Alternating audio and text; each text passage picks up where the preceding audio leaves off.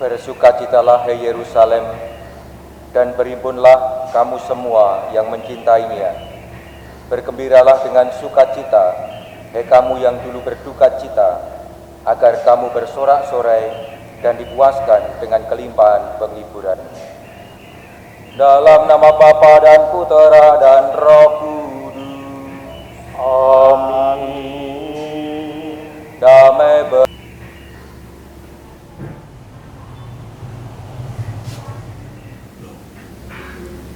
kok mati.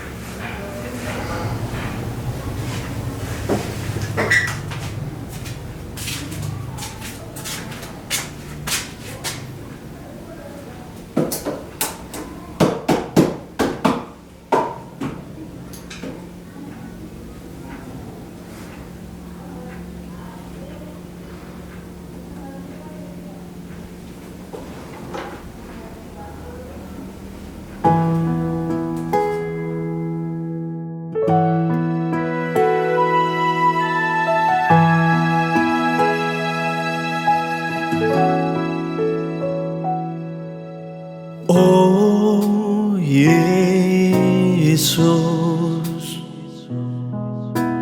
kula pitados, pilih Yesus rawuh ing sakramen Maha Suci. Kula sanget tresnani jroning manah trusing batos. Kawula ngantu rawuh paduka jroning manah. Amargi kawula dereng saged nampi Sri Yesus jroning sakramen Maha Suci. Sri Yesus kersa rawuh kanthi cara rohani jroning manah kula.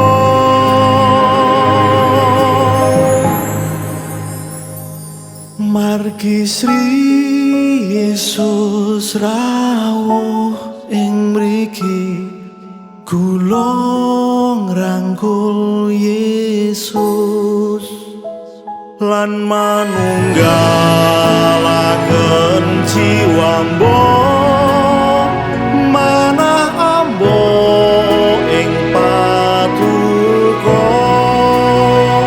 Kawula sampun ngantos katriwal ing asta paduka.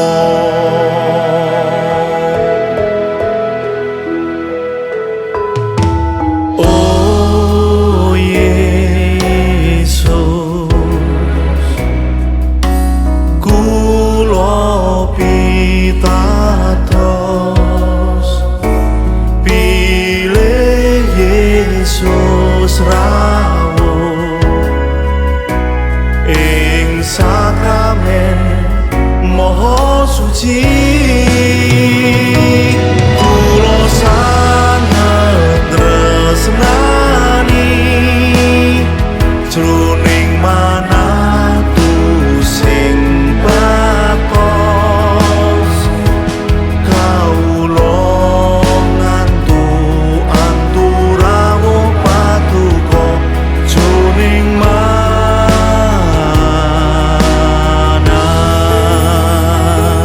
amargi kawula dereng saged nampi Sri Yesus jroning sakramen Maha Suci.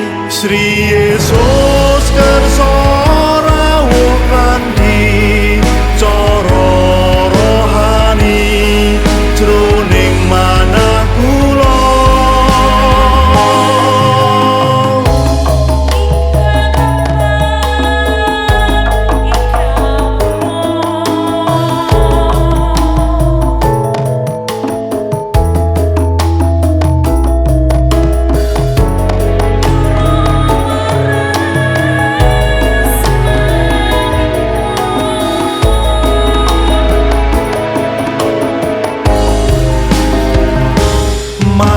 Sri Yesus rawuh ing mriki, kula ngrangkul Yesus lan manunggalaken jiwamba manah amba ing paduka.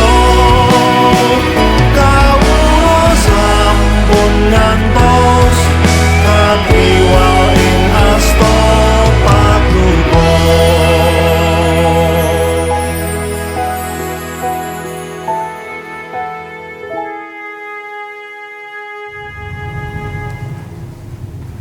Tuhan bersamamu dan bersama rohmu.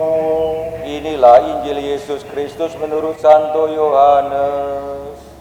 Dimuliakanlah Tuhan.